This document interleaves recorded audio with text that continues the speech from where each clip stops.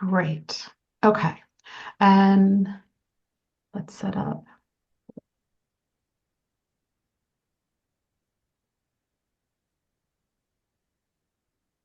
Okay. We're going to set up a screen share. Can you guys, you see me or do you see my screen? You still see me?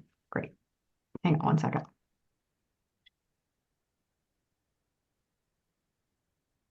I can see your screen. Okay, great. There it goes. Okay, great. Yep. All right. Then we're going to get started. Oh, amazing. We have a chapter advisor and a director of Res Life and some parents and some students. Well, this is a great crowd. Awesome. Well, welcome everybody. Thank you for joining us. This is actually our first session of the year. We're kicking off to College live for 2025. So thank you for being a part of this conversation. We're excited to get this rolling for this year. I've had the privilege and the opportunity to be a part of this program for a couple of years here at the Diabetes Link, and it's one of my favorites, in part because I get the life stage. I have some of this happening at home as well. I have a current college sophomore, not with diabetes, and I have two high school sophomores. So we're going into the junior year, wrapping up the sophomore year, going to the junior year thing. So I am just living, eating, breathing, sleeping, college transitions everywhere. Um, that's a passion as well as work. So for those of you that are here that are new to our organization, just a quick opening, the Diabetes Link, we are the only national nonprofit organization that serves just young adults, specifically young adults who are living with diabetes. And I'll tell you a little bit more about us and what we do, especially in the college space, because that's what you guys are here for, in just a couple of minutes. Before I intro and we turn things over to our guests, I do just want to again restate, if you have questions as the presentation goes, drop them in the chat. Don't hesitate, don't wait, don't feel like you have to sit on them. We'd love for you to go ahead and drop them in there. Our intention is to get to answering some of those questions at the end. So as you think of it, go ahead and let us know. That would be great. And we're going to keep cameras off and muted for the presentation portion, and then we can kind of come on for a collaborative conversation at the end. Awesome. Great. Silence, I'm going to take as a yes, thumbs up. So for this first session tonight, I'm really thrilled. We're welcoming our very good friends at the American Diabetes Association, particularly their legal team, to share their expertise on going to college with diabetes. They have recently published an updated, a vastly new version of a self-advocacy guide that is, frankly, a wealth of information. I've read through it. There's a lot in there, a lot of really meaningful stuff, and tonight they're going to break it down for all of us. So before we keep going, I'm going to ask you guys to intro yourself. Jen and Emma, if you guys each want to just say hello real quick, that'd be great. Sure, I'll go first super quick. Hi, everyone. My name is Jen Sherman. I am a staff attorney at the ADA. I've been at the ADA for about 2.5 years, and I'm really excited to share some info with you all today. Great. And hi, my name's Emma Zagant. I'm the legal advocacy fellow with the ADA. And I've had type 1 for 14 years and a while ago went through the accommodation process in college. So especially excited to share some of those experiences and what we've been working on. So glad to have you both here. And Peyton, can you want to introduce yourself and say hi as well, please? Sure. Hi, everyone. I'm Peyton. I'm a senior program coordinator at the Link. I have type 1 and I've had it for 17 years. And prior to joining the Link, I was actually part of one of the Diabetes Link's college chapters. So I can kind of bring that perspective as well. Yeah, absolutely. Okay, so we're going to jump right in. Hang on, let me go back into, there we go. So I'm going to kick us off just giving a little bit of framing for those of you that do not know about the Diabetes Link or is not our chapter advisor that's on the call with us in the audience. Just a little bit about who the link is and how we show up for young adults before we get to like the kind of meat and potatoes, the details of what Jennifer and Emma have to tell us about their guide. Again, just restating the Diabetes Link, we are the only national nonprofit that exclusively serves young adults. And for us, that's the age range of like 16, 17 to 30, living with all types of diabetes. We like to say that we are the go-to for peer support and community. We publish resources specific to this age group, tailored specifically to this life stage, and some leadership development opportunities. We have a fellowship and a number of our chapter leaders, as Peyton had recognized. You may have heard of us in another life. We were previously, a few years ago, known as the College Diabetes Network. We've worked a long time with a lot of organizations and partners, including the ADA in this space. And then just acknowledging why you guys are all here tonight, heading off to college, our off to college resources, and then the national network that we have of all of our college chapters across the country, is one of our flagship programs. And they are especially what we do to support new or incoming college students and their families. Just to, again, briefly touch base on what that national network means and why we keep referencing a college chapter. And again, we're happy to talk about any of this in the chat or offline after this session, because we don't want to take too much time. But the Diabetes Link supports any student, any young adult that wants to set up a club or a chapter on their college campus. No restrictions anywhere in the country, any size school, public, private. If there is a young adult there that is living with diabetes or cares about someone who has diabetes and they want to start this club and it doesn't already exist, we will help them do it. That is Peyton's specialty, actually. She is fantastic at helping, connecting with students and helping them get a chapter started. So if those of you that are on the call or listening in are looking for a college location, or looking at college options, and what you're looking at doesn't have an existing chapter, don't let that be a barrier. Reach out to us. We can help you get it started. It's pretty smooth and there's a lot of perks, and a few, benefits to setting up a chapter. There is also, for those of you that are looking at schools that have existing chapters, or an existing network already, we're on about 140 or so college campuses across the country. And there's a QR code at the bottom of the screen that you can scan, but there's a page on our website where you can actually search by the map of, what campuses are we currently on. If you don't see us on the map, still reach out to us, because it may be that a chapter is starting or just recently closed as kids, and young adults graduate or move on. That's kind of always changing. You can see I'm not going to go over everything on the screen, but some of the whys, why to be in a college chapter. Of course, I think the number one reason that we hear from parents and young adults alike is that sense of community, to connect with other people who are living the experience that you're living, that get it, that they are navigating all of the new things of college life and diabetes to boot. So there are people on that campus who get it. Those are people that you can plan as part of a chapter, and with our support, fun social outings. Maybe it's just a monthly coffee meetup, to complain about,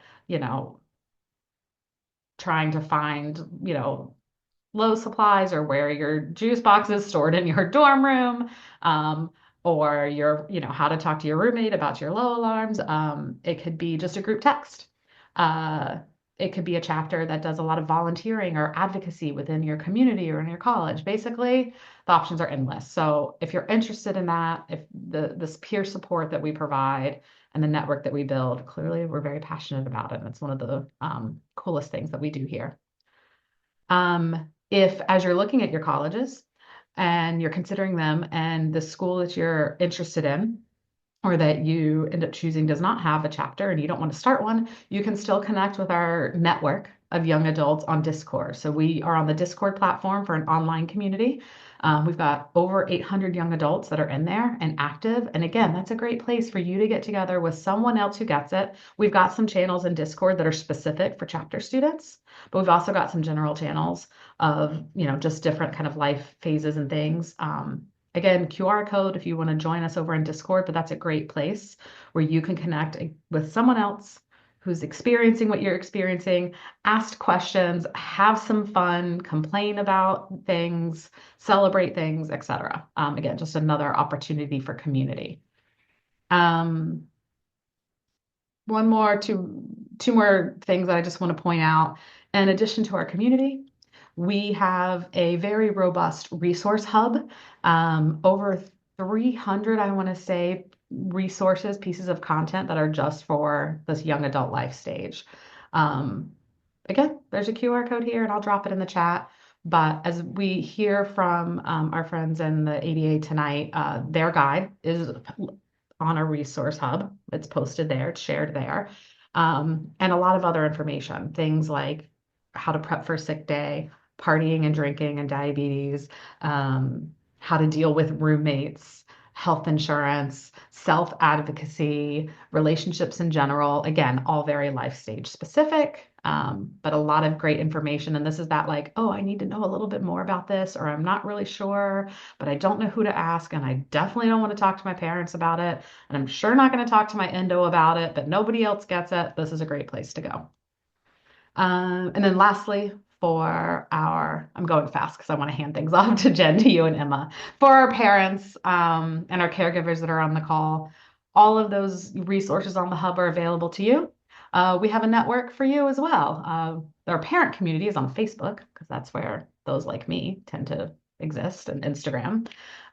So we have a really active parent group over on Facebook. We're the same thing where we connect and talk about what if my kid wants to study abroad? How do I handle that? Or how are my accommodations?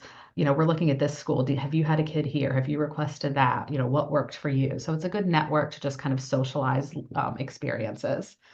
That is it. I think I just wanted to like talk a little bit about all the other ways that we can show up and help support you as you're kind of going through this phase. That I'm gonna stop my spiel and hand things over to you guys, and then I'll catch back up with you at the end. All right. Yeah, thank you, Diane. So I'll just give a brief introduction of what our legal advocacy team does. So our main focus is working to end diabetes discrimination, and the areas include schools, childcare and camps, employment, places of public accommodation, and this includes things such as airports and TSA, to amusement parks, to like buses and just other public spaces, as well as detention settings. And we do this through providing resources and information, such as the college guide that we created regarding legal rights and discrimination in all those settings. And before I pass it to Jen to give an overview of some of the legal protections, I'm just going to read off a quick disclaimer. So while the American Diabetes Association attempts to ensure that all information is accurate and current, this general information about potential legal protections and medical best practices is not a substitute for individualized legal or other expert advice and assistance. The ADA, its staff and volunteers do not provide legal or medical advice or represent you. For detailed legal advice or representation, contact and consult an independent attorney. And for healthcare consultation and advice, consult with your professional healthcare provider. And with that, I'll pass things over to Jen to give an overview of the new self-advocacy guide and some basic legal protections in college. Great. Yeah. So we're going to talk a little bit about some highlights in our Going to College with Diabetes, a self-advocacy guide. We have it also on a website at diabetes.org/college, so you can find that and our other info on the college process there. Next slide, please. So what's in the guide? So the guide goes over information about your legal rights and your college's legal obligations. It also offers strategies for working with your college to get reasonable modifications and accommodations. And finally, it gives some practical tips to help you manage your diabetes in a new environment. Just want to note that we're just going to lightly touch on each of these topics today. I would highly recommend giving the guide a look if you have more questions on a specific area, or just having it on hand right before you begin college or through your college experience, you know kind of what your rights are there. So I think before we talk about what your rights are in college, I think it's important to note how college is different than high school. So in high school, you may have a 504 plan or an IEP. High schools are also required to provide a nurse or other trained personnel to provide diabetes care as needed, say if you're experiencing an emergency or something like that. Finally, in high school, your parents or guardian might be primarily responsible for filling out forms, going to meetings with your teachers and other school administrators, and getting your accommodations set up. College is different. College is different in many ways, but it also is different in these legal ways. So colleges do not use Section 504 plans or IEPs. Instead, you might receive a letter of accommodation, which Emma will talk through a little bit later. Colleges still do have to provide reasonable accommodations like high schools, but you have to be the one to request them. They're not going to find you and start an accommodations process on their end. So you have to start it. It's not going to be on them. And finally, once you're 18, colleges can't communicate with parents or guardians without your permission. So a lot of the times, this is a time to take your accommodations process into your own hands. And I think that knowing your rights on how to do so is a great first step. Okay, so let's go into the legal protections. Students with diabetes are protected under federal law because diabetes is a disability under these laws. These laws, which I will go through shortly, define disability as a physical or mental impairment that substantially limits one or more major life activities. So you're going, okay, that sounds like a lot of legal jargon. What does that mean? Um, Students with diabetes are protected by these laws because their diabetes substantially limits the functioning of their endocrine system.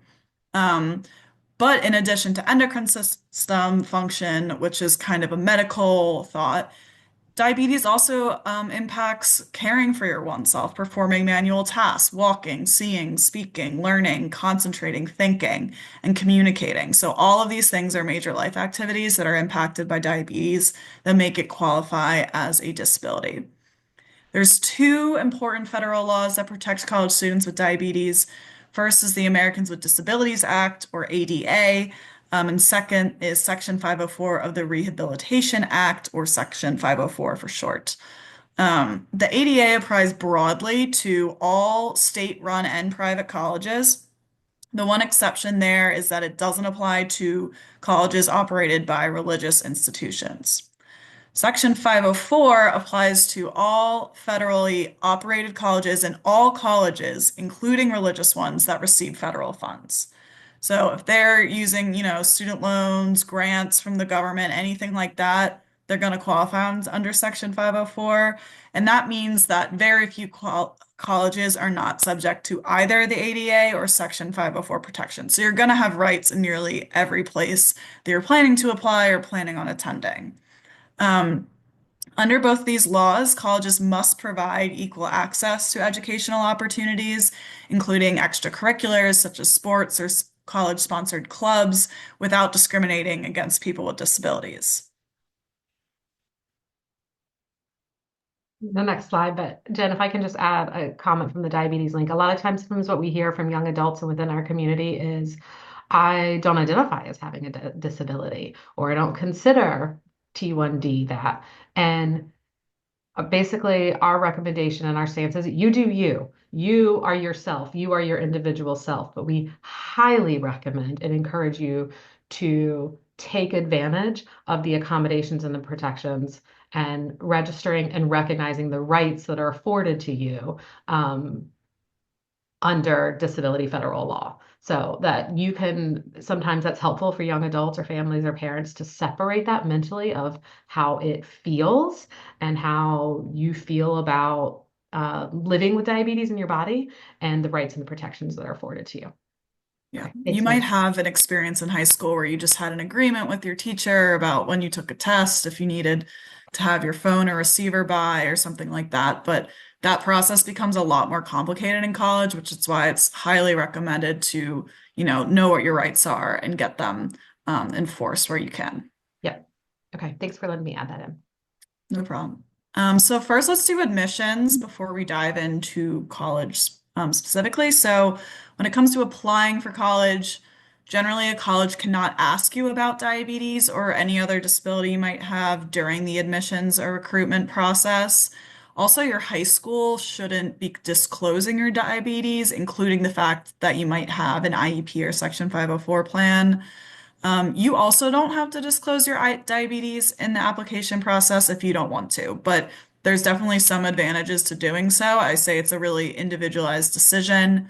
A couple of examples that we've seen is if your grades suffered significantly around the time of your diagnosis, like say you got diagnosed in high school, um, providing an explanation for this period of different academic performance might be useful. So then you would be disclosing that, yeah, I was diagnosed, and so that's why the semester wasn't as good as my others. But now I'm back on track.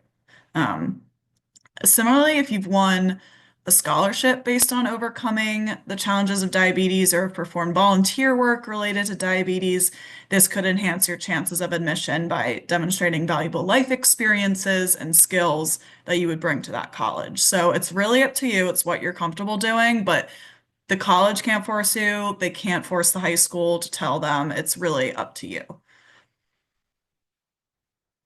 Um, Under federal law, you have the right to request reasonable accommodations and modifications for academics and other college-sponsored activities. This should all be individualized. This means that not every student with diabetes is going to have the same accommodation plan. It's what fits best for them.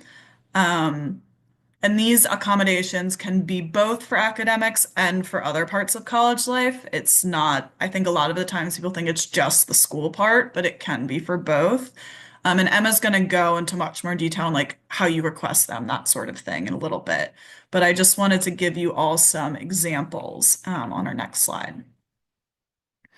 So for some common examples we see for students with diabetes in college for academics would be the following that you can see on the slide. So that's permission to eat or drink in the classroom setting or during exams. Some professors are very interesting with rules like this, so you might need an accommodation to do so. Um, Having access to diabetes technology and Wi-Fi at all times. Some professors might have a no phone policy. I know some people, high schools are currently dealing with that, but you might want an accommodation there. Pausing a test or exam due to hypoglycemia, so you can make sure that you can fix that. Requesting extended breaks between sections of exams. So again, you can check um, your blood glucose levels, use the restroom, whatever you need to do, and finally performing diabetes care tasks in class. On the non-academic side, we often see students with diabetes having a refrigerator in their room, or be allowed to bring your own refrigerator in to store insulin and other diabetes supplies. Have access to a clean and private space if you want to perform diabetes self-care. Have housing equipped with air conditioning. We sometimes see that. Be closer to the food services or cafeteria in case there's like some dorms that are super far away and some that are closer. Again, these are just some of the accommodations we've seen, and you might be able to get others based on your individual needs. So this is definitely not a one size fits all thing. In terms of your rights in other college related settings, so you outside of academics and student life, you might in your college experience do an internship or work study or a clinic. I went to college in DC, so I was able to do internships there, and it was a really great experience.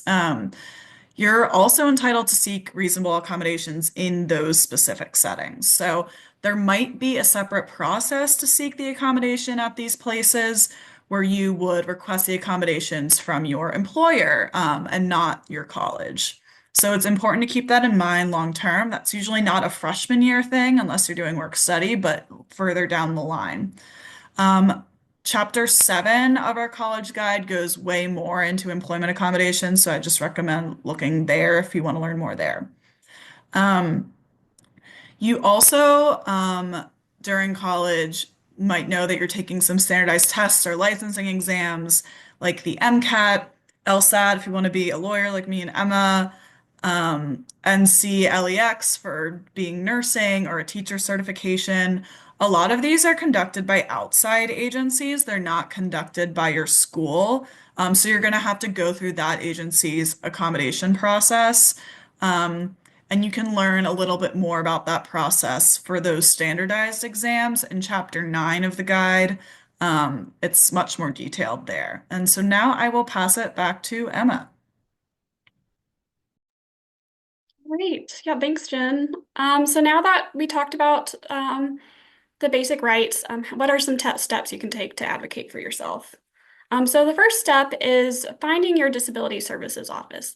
This may be called something else at your university, but it'll be probably a similar name. All colleges have some sort of office or department in charge of establishing accommodations, providing disability services. Um, and generally, accommodations are not retroactive, so the sooner you get established with the Disability Services Office and request the accommodations, the better.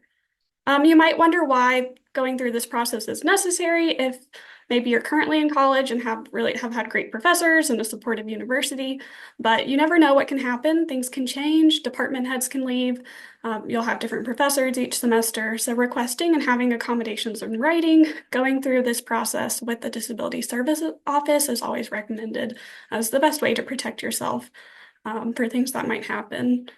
For example, when I was in college, there were some semesters I always had an accommodation letter. Some semesters I never had to ask to use any of the accommodations through my classes, but I still had them because other semesters something came up, and it's just good to have that protection in case.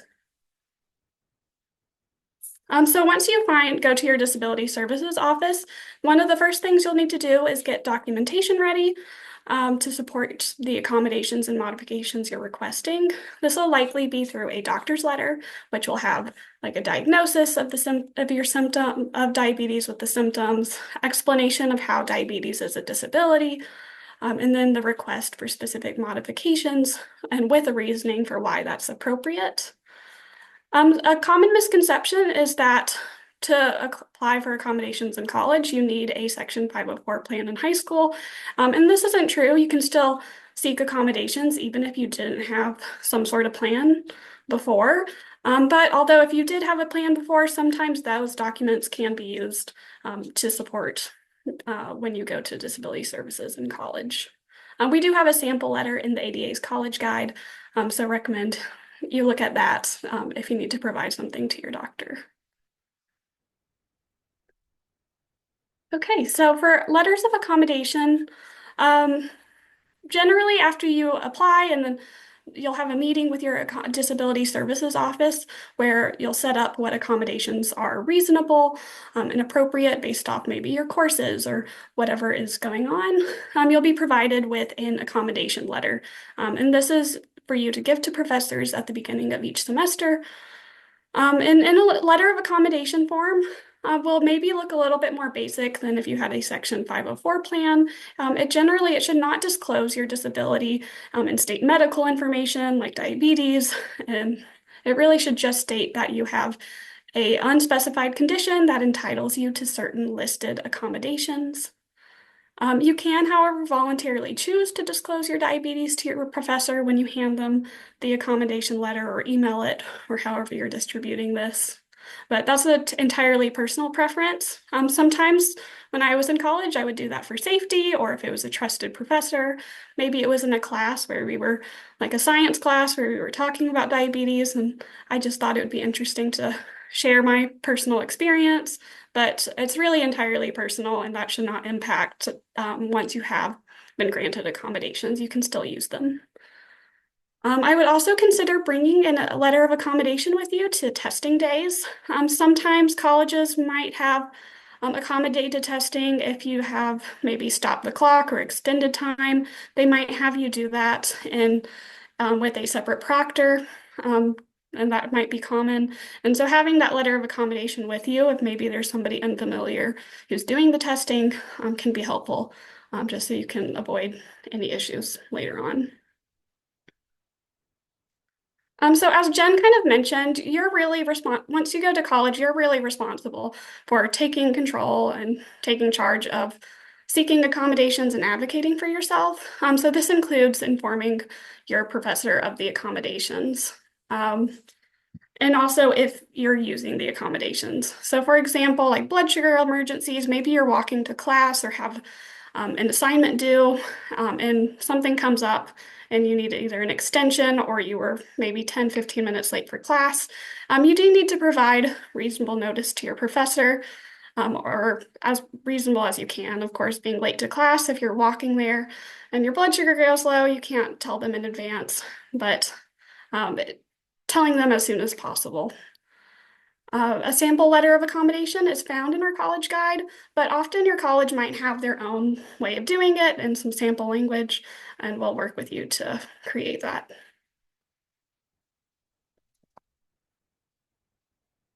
Okay, and then another step you can take after you have an accommodation letter, and maybe things still aren't going well with a professor, or you're struggling to get exactly what you think you need to be successful in college, is just education. Not all accessibility offices are familiar with diabetes. Maybe you're at a smaller school and they don't have much experience. So just be prepared to not only educate your college and advocate that you have a right to these protections and to reasonable accommodations and modifications, but also be prepared to educate them on the diabetes basics and what it means to have diabetes in college. You might want to also educate your RA, roommates, coaches, teammates, maybe even professors or other trusted individuals about diabetes for emergencies. This is, of course, not really illegal. This is not a legal requirement or anything. But as we discussed, college is different than high school, and there aren't people required to be trained in diabetes care, emergency care. So having some trusted individuals, especially like a roommate who at least maybe knows where your juice boxes are or how to use a glucagon, can be very important. It's, of course, a personal choice, but I always did that and it helped me feel safe. I also find almost everybody has some sort of maybe a family member or friend with diabetes because it's increasingly common. So people are always comfortable learning more and wanted to learn more and help out where they could. I'm popping myself off mute again to say that our resource hub has a lot in this area to help you. Communication guides, how to talk to roommates, and especially for the parents as well, going back to how Jen and Emma started, this in college, that the young adult, it is their rights, that they have to do the communication with the school. We also encourage as parents and caregivers, I'm speaking to myself, to let your young adult and your student guides start having these conversations now at home. But how does your young adult want to communicate with their roommate? How do they want to loop them into their diabetes management? When do they want to talk to them about it? Because it is their experience, and it is so hard for us as parents and caregivers because we want to just know that there is a network out there to keep them safe. Absolutely. But this is part of them taking ownership of their life. So starting to have the conversations at home, having the agreement of when, as a parent, you'll follow and check in on them at what times.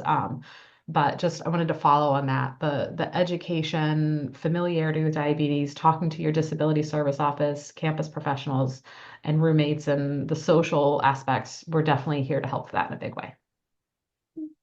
Okay, Yeah, thank and I'm just adding, it definitely sometimes it can feel intimidating bringing up these conversations, especially if you haven't advocated for yourself in the past before. But for the most part, I mean, disability services offices and that sort, I mean, they get lots of people coming in with all different things that they need and modifications, accommodations, so they're prepared to handle it. And of course, you do need to be ready to just educate them on your specific needs because it always is on an individualized basis on what accommodations you need to stay successful. But there is a process to take. So I would just encourage you in that. It's great. They're there for a reason. We're here for a reason. The ADA is here for a reason. Those offices are there for a reason. Lean on them and rely on them. And these are just some of the other resources we've already mentioned. Of course, the Going to College with Diabetes Guide, which is kind of a question and answer format. So even though it seems long, you can pretty easily find, if you have a specific question, hopefully go there and find an answer. And then we also have a page just on college rights. So encourage you to look at that.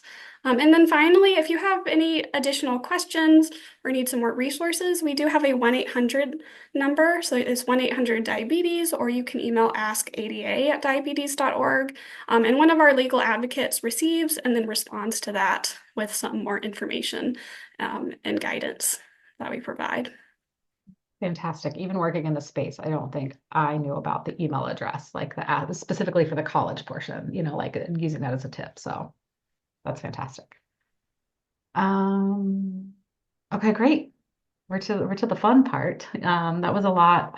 Again, I as a parent who's navigating this myself, and also where Peyton and I sit and communicating with families, we get a lot of contact forms that come in on our website on a regular basis, especially this time of year of, oh, I'm accepting, just accepted at this school, or I'm starting here, or what's happening there. So this guide that you guys have, we're thrilled to be able to share it on our resource hub, and how you broke it down was really helpful. Um, we do have a question in the chat to get us started, and I'm going to encourage anyone else, just as things come up or as we're kind of talking a little bit. We've got about 15 or 20 minutes to have some question and answer time now.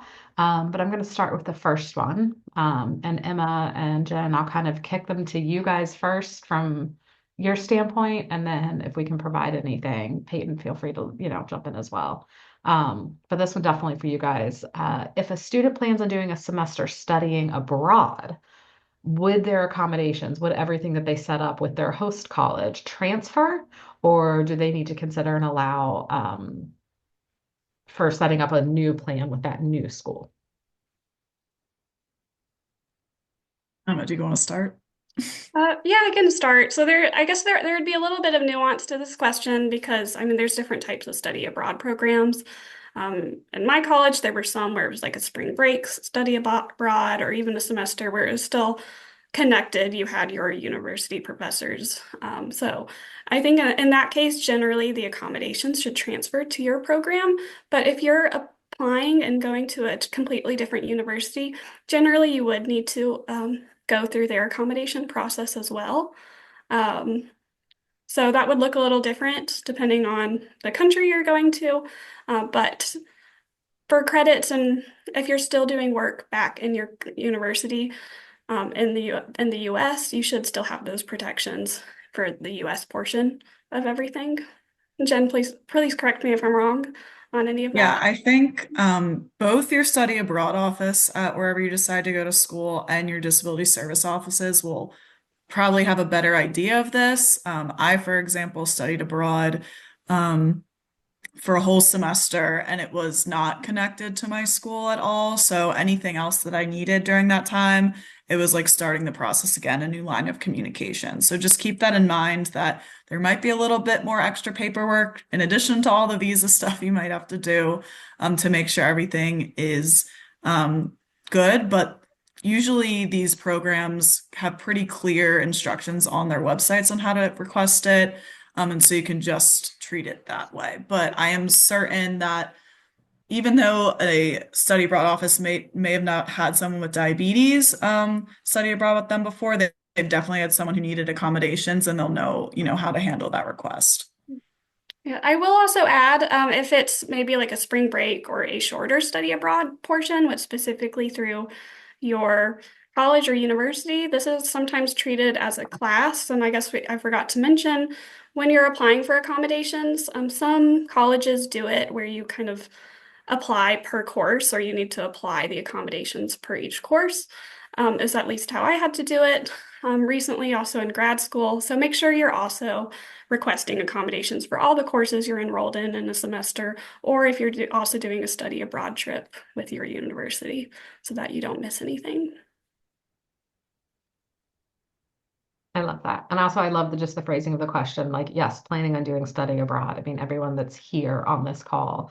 But sometimes I'll acknowledge in our community, we get, again, sometimes from parents, but even from students, can I do it? Can I go abroad? Can I juggle that and diabetes? And how do I figure that out? And that how the question was phrased, but also your all's response, yes, absolutely. You can do literally anything. But that there are supports and ways to make that really successful. And it's one of the coolest, I think, student experiences to have if you have the opportunity to study abroad, whoever you are, whatever you're studying, do it. We don't have any other questions right now in the chat. Also, if anyone has something like an idea marinating and they just want to come off mute and ask it, I'm happy for that as well, or turn on your camera. Um, I had started a question for you guys.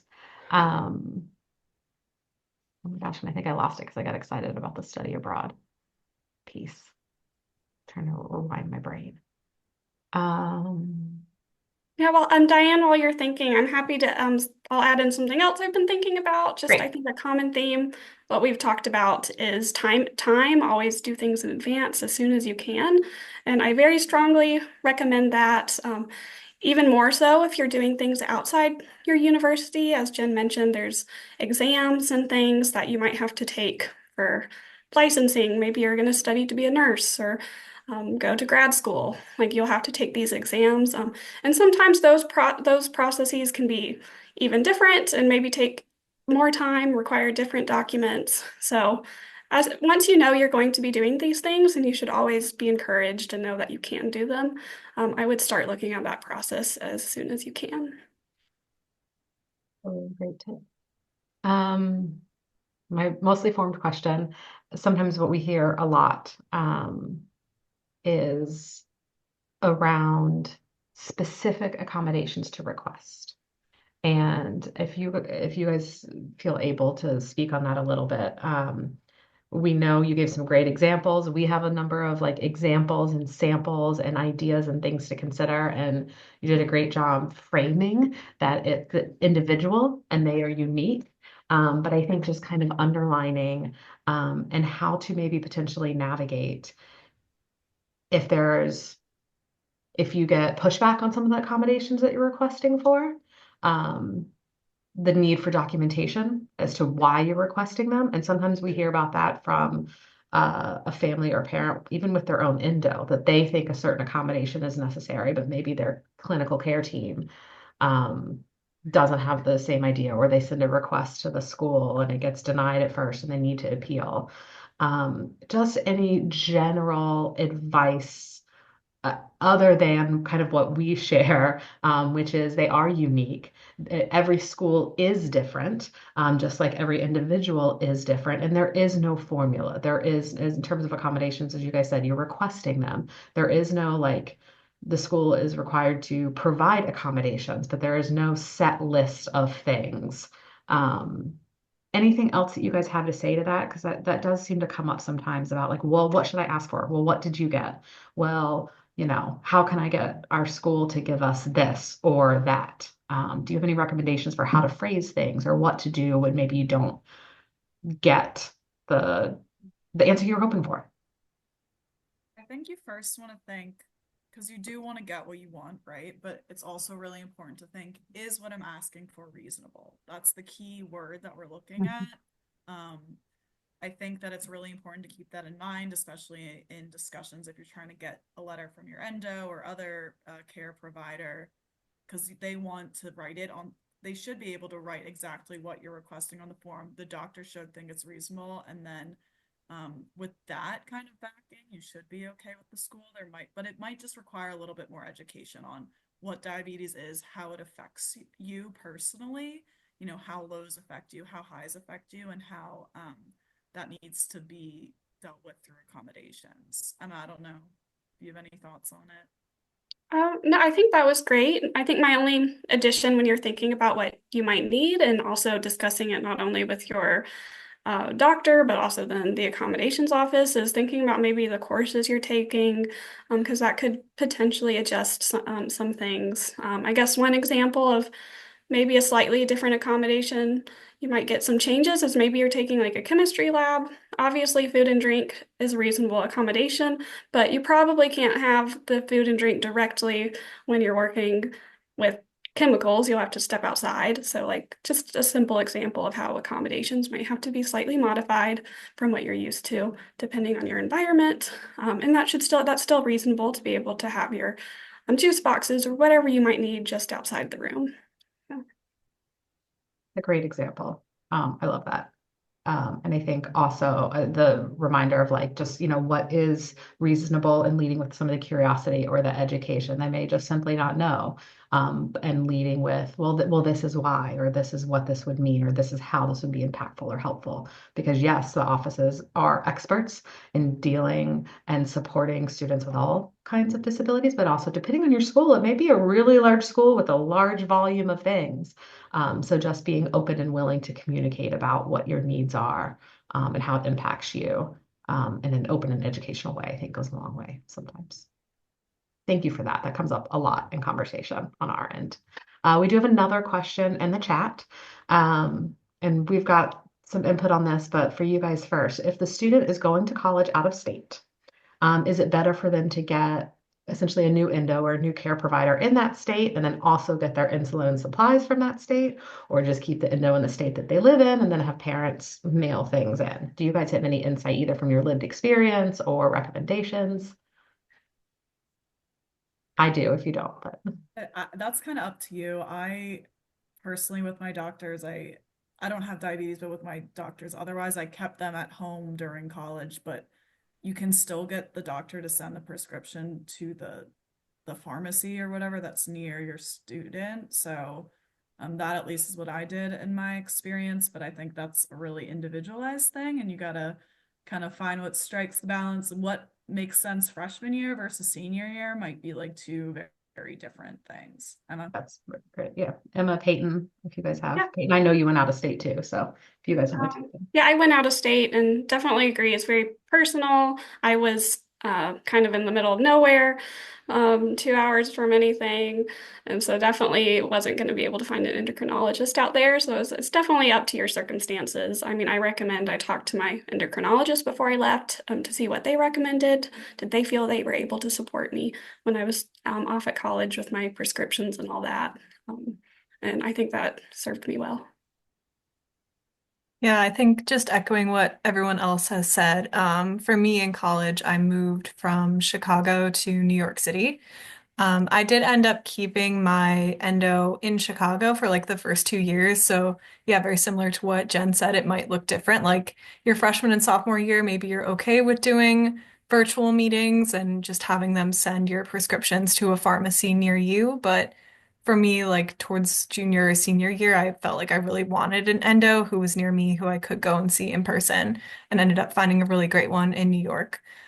So it may change, but especially like freshman year when you're still getting used to things, it may just be easier to like have that endo that you already know you like, so you don't have to go through the whole search process right away.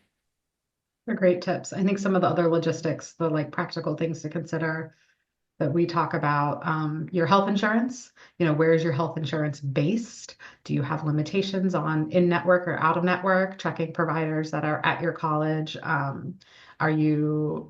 some schools require that students adopt student health insurance plans there. Some you can bring your own. So what are kind of the rules around where you're going? To your point, Emma, of like, and or Peyton, New York City or being somewhere that's, like less resourced or has less options, one might be better. You might be in school somewhere where you have access to some great clinicians or great care teams, and some new resources that might be really great to take advantage of, or vice versa. I think also in terms of shipping supplies, yes, some parents absolutely like get like the mail order stuff to home and then ship it in. Some set up shipments straight to their students at school. Some you can, if you're using a local prescription, or maybe you've used mail order, but for that first year or so of college, you decide to do, a local, a Walgreens or a CVS or something, so that the student can have access at a pharmacy there and kind of set up that relationship. One of the things we recommend, if you are going to ship supplies to your student at school, think about, the best place to ship them. If you're shipping them to the students like post office box and the mail room is closed on a Sunday and that package arrives on Saturday and your student doesn't get there, because they have other things happening and then it sits all weekend, that is also something we've heard. I can't recommend it everywhere. Again, it's individual, but sometimes you can check in with the health centers at your campus if it's insulin or medical supplies that are being sent in. So we have heard colloquially that sometimes that's an option where they can receive that for your student there. Again, that's not like a carte blanche things to check into, but I think these are all like, a lot of it is life stage. and what are you into? Do you have a great relationship with your Indo at home? Are you, trying to establish a new relationship, but also some of those logistics? Um, Again, it's personal, what works best for you and your family. And it'll probably change. And early on in the freshman year, as a parent and caregiver, you may still very much manage, we may very still much manage. That's how a lot of times that's how we recommend you support your student is as they're figuring out, and students, you're figuring out the social and emotional aspect of like just dealing and living and, and managing new foods. And that one of the ways parents, you can show up and support your young adult, not just checking in on like, did you catch that? Did you catch that? Have you caught that? Not following on Dexcom Follow, but that it can be, I'll take care of like staying on top of your prescriptions, that all your things are current. That's what I'll do to support you. So if you have that conversation in advance and kind of set some parameters around, this is what I can do to support you. That can be great. And then yes, as you transition to maybe junior or senior year, maybe that young adult is ready to take that on, and or as parents, you want and need them to take that on to help prepare them for the next life phase. So those are all different considerations potentially. No new questions. We have a couple of minutes left. Is there anything, I'm stalling in case anyone has any other questions. Is there anything, Jen or Emma, that we left off, or like Emma, from kind of your experiences that you feel like you would want to say to younger you, or wish you knew before, you dove into this work, or that your parents and family knew? I mean, just my only advice is just be encouraged to take all the opportunities. I mean, diabetes, we already have to think about it so much all the time during the day. I mean, just go for what you want to do and you'll be able to figure it out. I'm almost positive that like any major, any opportunity, somebody with diabetes has probably gone for that before and done it. And you'll be able to find that support. And then just a practical tip is just documentation. I think my freshman year is not very organized and was thrown into doing the accommodations and all that. And it is very beneficial to keep all that paperwork with you. Just put a little folder on your laptop, on your home, on your desktop, and save that type of information. So if you apply to internships, jobs later on, you just have all that with you. It's a great tip. You'll use it again for sure. And yes, that community aspect of checking in, not feeling like you're on your own, figuring it out with the resources that you provide at the ADA, with the resources that we have in the community and the options that we have. Reach out. That is literally what we're all here for. And if we don't know, we'll connect you to somebody who does, or someone who gets it in your community.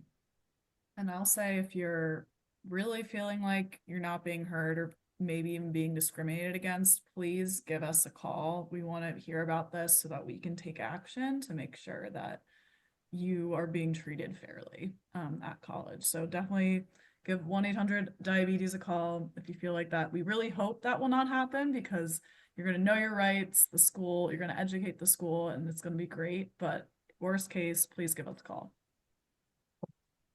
Great. Absolutely. Absolutely. Okay, well then I think if nothing else, we're going to wrap up. Again, just thank you, Jen and Emma. Thank you, Peyton, also for being on with us today, for sharing your expertise, both personally and individually and professionally. This guide is an incredible resource, and we're, so glad that it exists and that we can kind of share it with our community. A couple of reminders just from the Diabetes Link side, in terms of those like community and social networking. Parents, find us on Facebook. It is literally Parents and Caregivers of College Students with Diabetes by the Diabetes Link. It's really long, but there will be links in the follow-up information. And if you didn't scan that QR code on the way in, young adults, stay in touch with us. We have an email address that's literally just chapters at the Diabetes Link. Peyton, if you want to drop that in the chat, maybe. If you have questions about a specific school, no, we don't work for all of those, admissions and disability service offices there, and we're going to refer you to them for a lot of school-specific questions. I'm just putting that disclaimer out there. If you come to ask and say, what will I get here? We're going to refer you back to the school. But in terms of Have you had students there? Is there a community there? What do you know about this school? What we can let you know if we have chapters at, colleges or universities around, connect you on Discord to other students, help you get started or enter school feeling like you already kind of have a support network in place, which sometimes that can be just as helpful as having like all the resources and all the to-dos is just someone else who gets it. And of course we like the ADA, but we are on all of the social platforms, Instagram, Discord, we talked about, TikTok. So come and connect with us there at the diabetes link. Thank you guys for joining. For sure, check out, or those of you that are getting this by email, you'll see it then. For those of you that were live on the call tonight, you'll get this recording shortly in an email and feel free to respond to us there. And if you have questions specifically for Emma or Jen, let us know. We're happy to pass those along too. Okay, thank you all so much. This is a great conversation, a great way to kick off this season. And we'll talk to you all soon. Bye, everybody.